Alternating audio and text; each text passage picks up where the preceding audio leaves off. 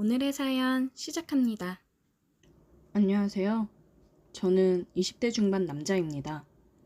택배 때문에 지금의 여자친구를 만나게 된 이야기를 해볼까 합니다. 대학을 졸업하고 나서 취업을 하면서 집에서 독립을 해 혼자 자취를 하게 되었습니다. 회사랑 가까이에 있는 원룸 오피스텔을 얻었어요. 아무래도 여러 개로 쪼개져 되어 있는 원룸이라 그런지 방음이 잘 안 되더라고요. 이사 온 처음 날에도 밖에서 말소리는 기본적으로 굉장히 크게 들리기도 했고, 옆집 TV 소리라든지 이런 게 은근히 크게 들렸습니다. 특히나 화장실에 있으면 말소리라든지 이런 소리가 굉장히 잘 들리더라고요. 그래도 이 가격에 집 구한 게 어디냐 싶은 생각에 참고 지냈습니다. 돈 많이 모아서 더 좋은 집으로 이사할 수 있게 열심히 하자 싶었습니다. 그리고 저도 소음을 조심하면서 지냈어요. 이사를 하고 부모님이 시루떡을 보내주셔서 빌라 사람들한테 하나씩 돌렸어요. 부모님들은 연세가 있으셔서 그런지 이사했으면 떡도 돌리고 그래야 된다고 생각하셨습니다. 물론 그 속에는 혼자 자취하는 아들, 좋은 이웃 만났으면 하는 바람이 더 크게 있으셨겠죠. 저는 이사도 잘하고 출근도 잘하고 이게 진정한 사회생활이구나 느끼며 살아가고 있었습니다. 아까도 얘기했다시피 방음이 잘 안 된다고 했잖아요.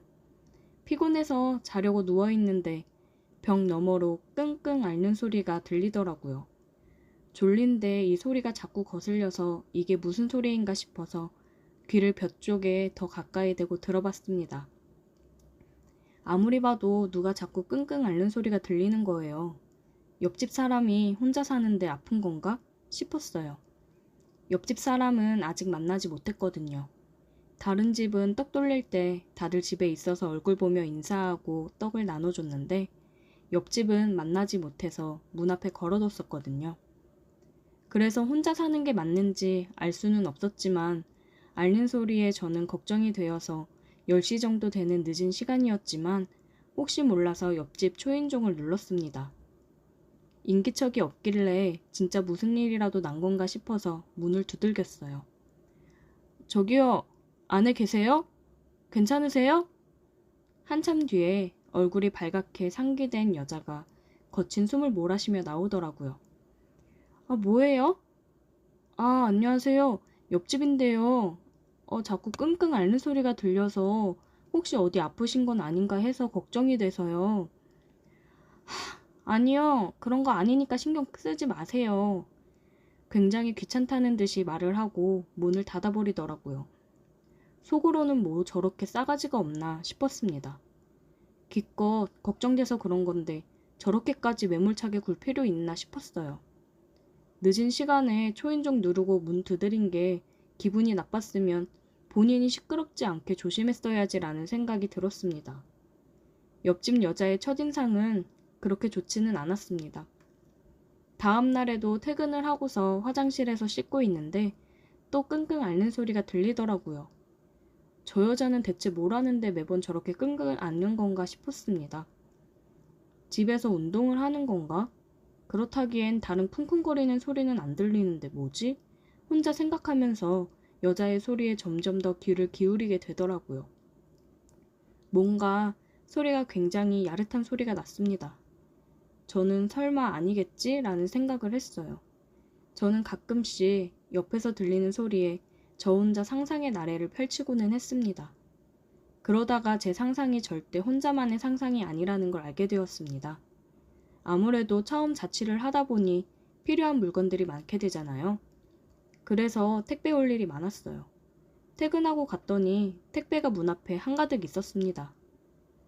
오, 주말 되기 전에 다행이다 하고 집에 박스를 들고 들어와서 간단하게 씻고 TV 보면서 저녁을 다 먹고 택배 생각이 나서 뜯어보고 있었어요. 신나게 택배를 뜯었는데 그 중에 하나가 제가 시킨 물건이 아닌 낯선 물건이 들어있었습니다. 저는 깜짝 놀라서 택배 박스 위쪽을 살펴보았고 주소가 저희 집 주소가 아니라 옆집 주소로 되어 있는 걸 확인했습니다. 그때서야 확신이 들었어요. 옆집 여자의 앓는 소리가 역시나 괜히 나오는 게 아니었구나. 이걸 어떻게 전해줘야 될까 싶었습니다. 그냥 다시 택배 박스를 테이프로 붙여서 앞에 놔둘까? 아니면 매일 밤 시끄럽게 한 죄로 민망해지게 약 올려볼까? 혼자 이 생각 저 생각을 다 해봤어요. 저는 처음 만난 날 저를 귀찮다는 듯이 쳐다본 그 표정을 아직도 잊지 못하는데 어디 한번 당황하고 민망해하는 표정을 보자 싶었습니다. 다음날 주말에 저는 늦잠을 자고 점심을 먹었어요. 친구들이랑 약속이 있어서 볼일을 보고 저녁에야 들어왔습니다. 집에 들어와서 택배 박스를 보고 아 맞다 택배 갖다 줘야지 생각을 했어요. 그런데 아니나 다를까 화장실에서 볼일을 보고 있는데 또 그 소리가 들려오더라고요. 저는 옳다쿠나 지금이다 싶어서 택배 박스를 챙겨서 옆집으로 가기로 했습니다. 택배 박스는 일부러 테이프를 붙이지 않고 안에 내용물이 다 보일 수 있게 뜯어놨어요. 한번 심호흡을 하고 옆집 초인종을 눌렀습니다. 역시나 처음에 초인종을 누르니까 한참 동안 또 인기척이 없더라고요. 다시 한번 초인종을 눌렀어요. 그래도 사람이 안 나오더라고요. 저기요, 다름이 아니라 어제 온 택배 때문에 그러는데 문 좀 열어주시겠어요? 이렇게 얘기하니까 문을 열어주더라고요. 그게 무슨 말이에요? 어제 저희 집으로 택배가 왔는데 저희 집 앞에 제 택배 박스랑 같이 있어서 집으로 가지고 왔거든요. 근데 저희 집 택배가 아닌 게 끼어 있더라고요. 제가 박스에서 물건을 꺼내 보여주며 얘기하자 당황해하는 옆집 여자의 얼굴을 보니 괜스레 통쾌했습니다. 이거는 이걸로 매일 그렇게 시끄럽게 했던 건가 봐요. 저는 옆집 여자의 반응을 보고 더 도발을 하기 시작했습니다. 무슨 상관이에요? 그렇게 외로우신가? 매일 밤낮 없이 소리를 내면서 그렇게 시끄럽게 하면 옆집 사는 저도 얼마나 힘들겠어요. 조용히 얘기해요. 다른 사람이 들으면 어쩌려고. 옆집 여자는 제가 하는 말에 점점 흥분을 한 건지 표정이 이상해지면서 목소리도 떨리며 얘기하더라고요. 그게 그렇게 걱정되는 사람이 그렇게 소리를 크게 내시나? 이거 얼른 써보고 싶어요? 이제 택배 주고 가세요. 맨날 이런 거로 재미 보지 말고 내가 해줄까요?